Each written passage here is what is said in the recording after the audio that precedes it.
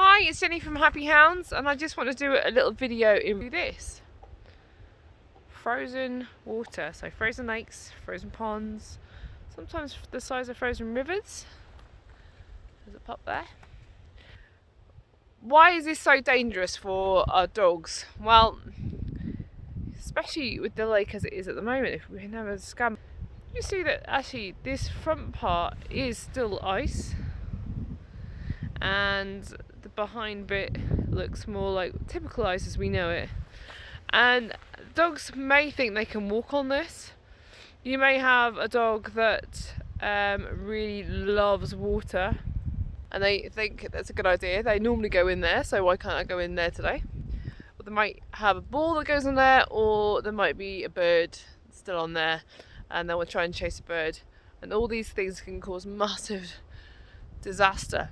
Huge amount of danger in such an environment that your dog could fall through and then get stuck, and then you or somebody else has to try and get the dog, or not, as the case may be. Here, Muna is actually wearing a life jacket today because the ice is not as thick as it was, and she's very, very used to this area. Now, the other part of this story is that I have my partner over there digging a channel, and he is a trained and conditioned ice coach, which means that unlike a lot of people, he can stay in there a lot longer than most people can.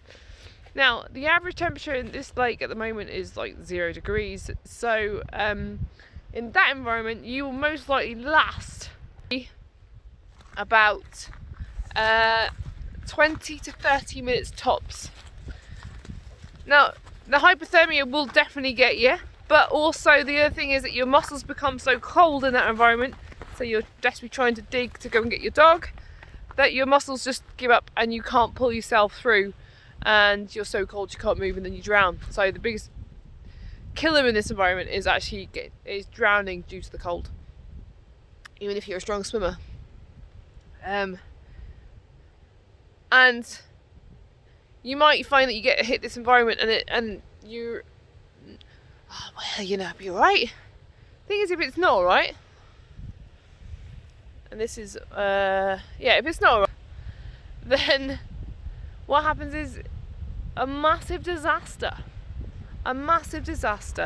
So it is so imperative that when you're in this environment, if your dog's especially not used to it, or they're young and they're bouncy and they go all over the place, that you lead up.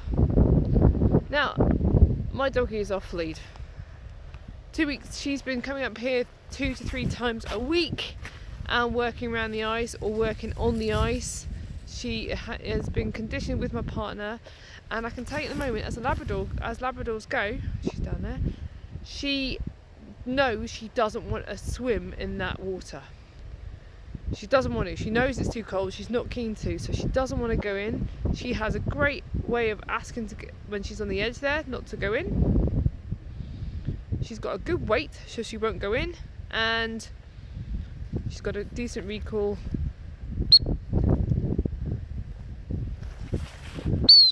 You did hear me the first time. That she comes back if need be.